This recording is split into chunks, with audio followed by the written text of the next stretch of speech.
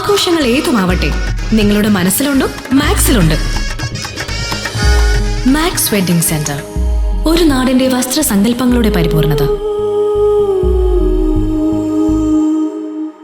Pattambi ICDS പ്രോജക്റ്റിനു കീഴിൽ 110 അങ്കണവാടികളാണ് പ്രവർത്തിക്കുന്നത്.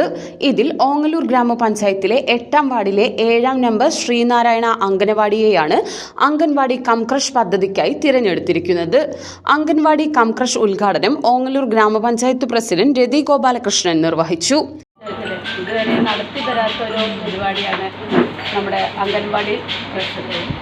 നമുക്കറിയാം, ഓരോ വീടുകളിൽ നിന്നും നമ്മുടെ രക്ഷിതാക്കൾ അത്യാവശ്യം വിദ്യാഭ്യാസമുള്ള രക്ഷിതാക്കളുണ്ട്.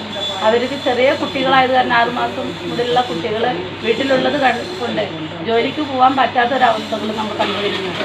അതിൻ്റെയൊക്കെ ഭാഗമായിട്ട് നമുക്ക് അവർക്കൊരു ഉപകാരം എന്ന് വെച്ചാൽ, ജോലി നന്നായി പഠിച്ച ഒരു കുട്ടിയായിരിക്കും. അവർക്ക് ജോലിയുടെ ഇപ്പോഴത്തെ കാലഘട്ടത്തിൽ ഒരു വീട്ടിലെ 2 പേര് ജോലിക്ക് പോയാലും ഒരു കാര്യം നടക്കാത്തൊരു കാലഘട്ടമാണ്. അപ്പോൾ 2 പേരും ജോലിക്ക് പോകണം എന്നുള്ള ഉദ്ദേശത്തോടു കൂടി പഠിപ്പും വിദ്യാഭ്യാസം ഉണ്ടായിട്ടും പോകാൻ പറ്റാത്തൊരവസ്ഥ വരികയാണ്. അതിനൊക്കെ ഒരു ഉപകാരം ആവണം എന്നുള്ള ഉദ്ദേശത്തോടു കൂടിയിട്ടാണ് ഓങ്ങല്ലൂർ ഗ്രാമപഞ്ചായത്തിലെ 8ാം ശ്രീനാരായണ അംഗൻവാടി ക്രഷ് നമ്മൾ ഇവിടെ ഇന്ന് ഔപചാരികമായി ഉദ്ഘാടനം ചെയ്തത്. ചടങ്ങിൽ മെമ്പർ K അശോകൻ അധ്യക്ഷത വഹിച്ചു.